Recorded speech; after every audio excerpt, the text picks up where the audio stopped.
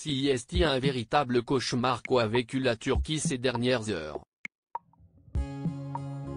Le pays a été frappé par plusieurs tremblements de terre dans la nuit du 5 au 6 février et à l'heure actuelle, on dénombre près de 1900 morts, selon les informations de France Info.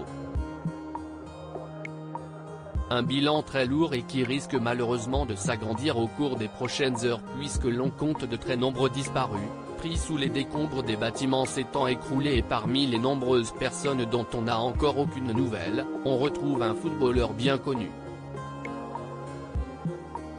D'après les informations sorties dans la presse, Christian Atsu, international ghanéen de 31 ans et ancien joueur de Chelsea, n'a pas donné signe de vie depuis que le violent séisme d'une magnitude de 7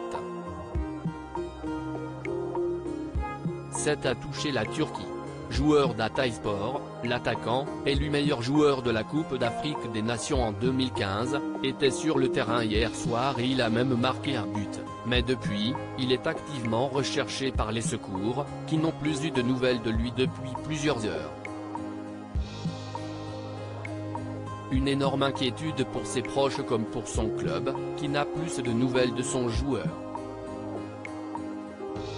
Ce n'est d'ailleurs pas le seul, puisque son coéquipier Onur Ergun, ainsi que le directeur sportif de l'équipe sont toujours recherchés à l'heure actuelle.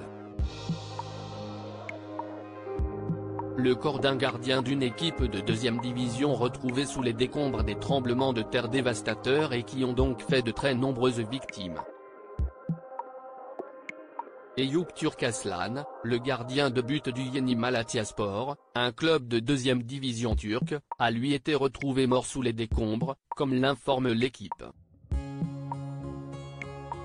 Le premier tremblement de terre a eu lieu à 2h17 du matin dans le sud-est de la Turquie et en Syrie, surprenant la plupart des habitants de cette région.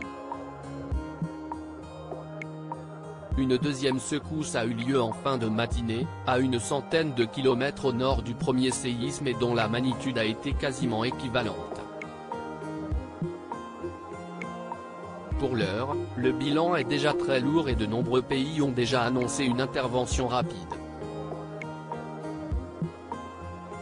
La France se tient prête à apporter une aide d'urgence aux populations sur place, a déclaré le président de la République, Emmanuel Macron.